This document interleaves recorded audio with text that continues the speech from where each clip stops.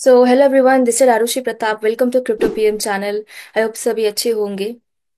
बिना किसी देरी के स्टार्ट करते हैं आज के वीडियो और जानते हैं क्या लेटेस्ट न्यूज़ आई है क्रिप्टो मार्केट में। And if you new to this channel, don't forget to subscribe and hit the bell icon so you won't miss our videos. Meta Planet buys 162 BTC for $13.5 million.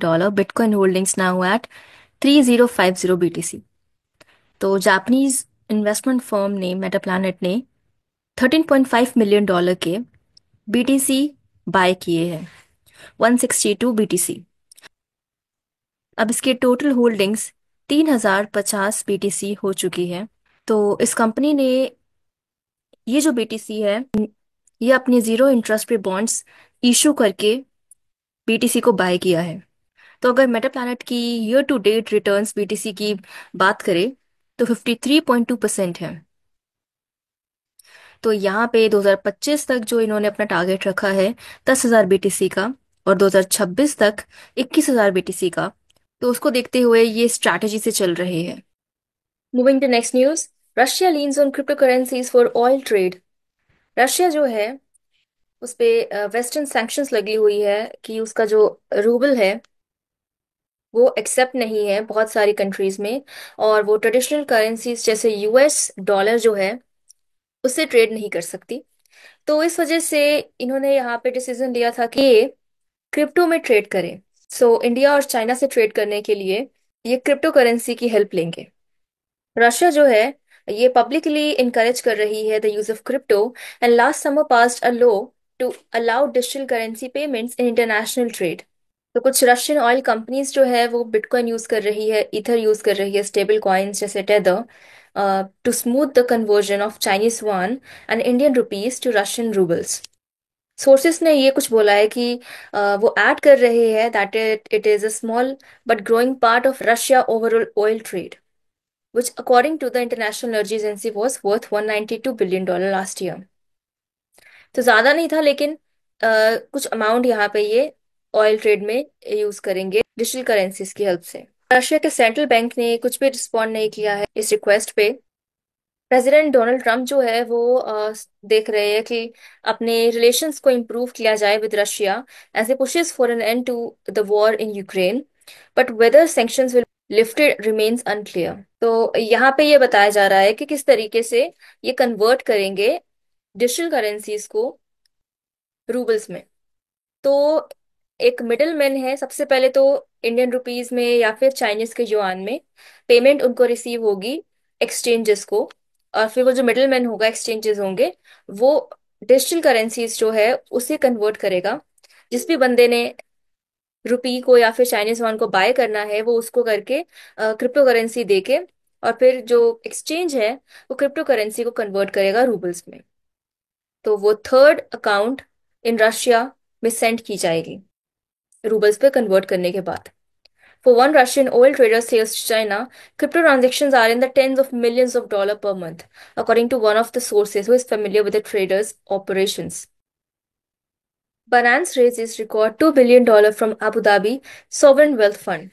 तो Binance ने एक बड़ी investment हुई है Abu Dhabi के state owned investment firm MgX ने जो की है। ये लार्जेस्ट इन्वेस्टमेंट है किसी भी क्रिप्टो करेंसी एक्सचेंज में जो आज तक हुई है, वो भी institutional funding. The first ever institutional funding for the crypto currency exchange, वो भी single largest investment ever made in crypto currency.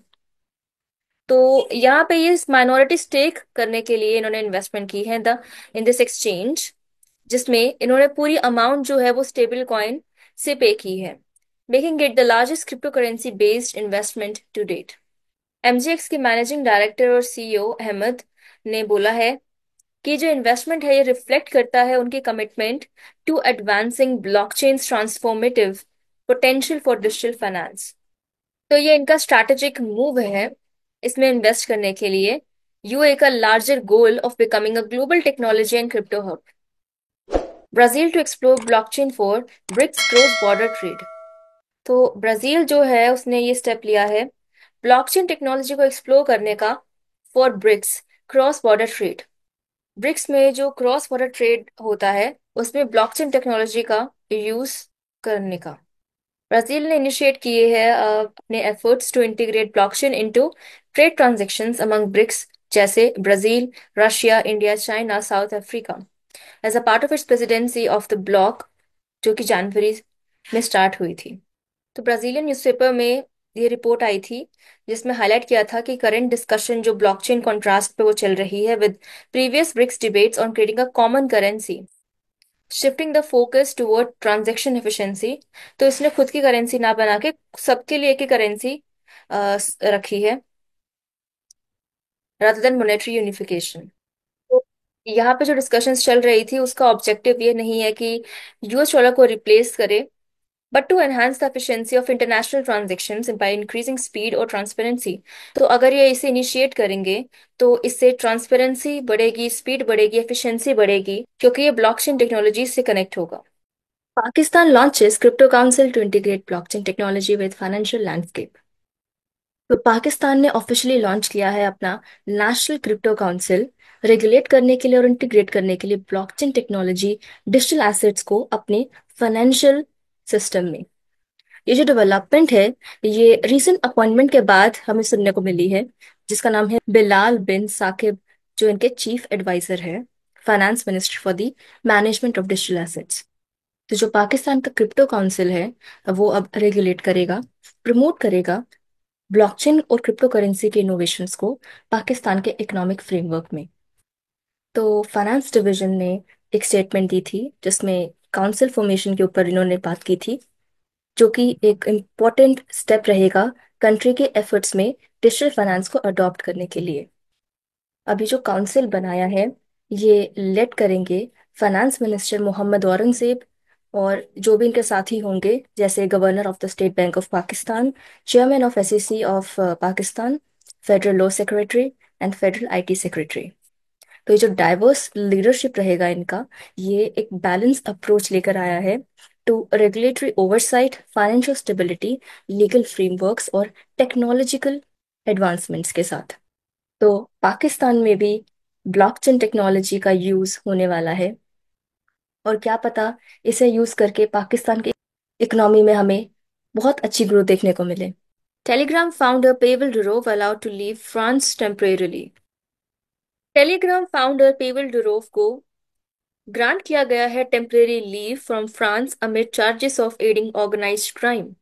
तो पेवल दुरोव, जो कि फाउंडर है टेलीग्राम के, 2024 अगस्त में इनको अरेस्ट किया गया था फ्रेंच अथॉरिटीज के थ्रू। ही इन्होंने सर्कुलेट किया था टेलीग्राम पे चाइल्ड पोर्नोग्राफी, इलीगल कंटेंट। तो इनके ऊपर मल्टीपल चार्जेस लगे थे to his messaging app Telegram.